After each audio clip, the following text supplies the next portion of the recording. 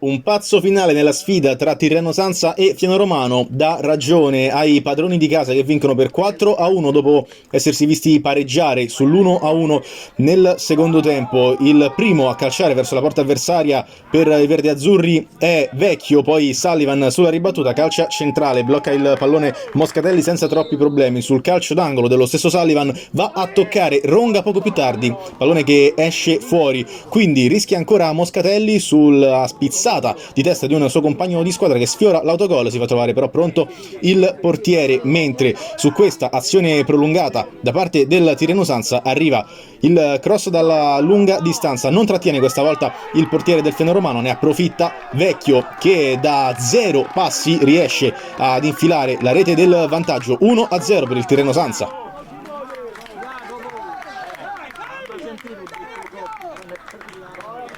Di fisico poco più tardi cerca di girarsi dal limite dell'area di rigore Camilluzzi, che fa tutto benissimo, calcia con il destro, troppo centrale la sua conclusione. L'ultima azione prima del termine della prima frazione di gara è per Liberatore che incrocia il destro, si va a trovare pronto Moscatelli che para con il piede. Nel secondo tempo entra Cinti che prova da subito a far valere le proprie grandi doti balistiche con questi due calci di punizione da distanza siderale. In entrambi i casi però sfiora soltanto il palo alla destra di Riccioni. Su calcio di punizione dalla lunghissima distanza poi ci prova anche Alessandrini, il pallone rimbalza ed il portiere deve mettere in calcio d'angolo per evitare la frittata. Poco dopo si capovolge il fronte, Liberatore rientra sul mancino, non ha spazio per calciare. Sullivan sì, se ne accorge il numero 10 che gli scarica questo pallone.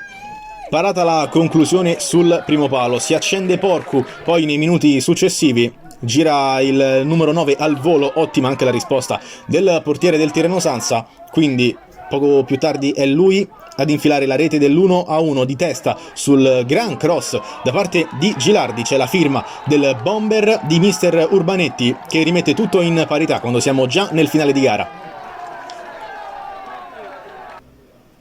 Non è ancora detta l'ultima, infatti tra i subentrati c'è Lupino che diventa poco dopo l'MVP del match. Qui è lui ad approfittare di questo errore della retroguardia del Fiano Romano nel cuore dell'area di rigore. Gli capita il pallone sul destro e non sbaglia il numero 18 che firma quindi il nuovo vantaggio del Tirreno Sanza. La rete che sembra dover essere l'ultima del match, nonché quella decisiva, ma il meglio deve ancora venire perché poco dopo si gira così e con questo destro riesce ad infilare ancora una volta Moscatelli. Gol spettacolare per Lupino che firma la doppietta personale e mette in ghiaccio la vittoria.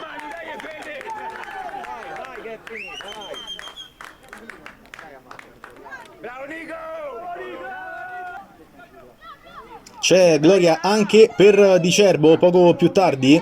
Una nuova azione offensiva da parte del Tirreno Sanza termina con il tiro di Liberatore, ribattuto, arriva proprio al numero 14, il pallone che fa 4-1, termina quindi con il poker del Tirreno, la sfida tra i verde-blu ed il Fiano Romano, seconda vittoria in 3 partite per i ragazzi di Lombardi.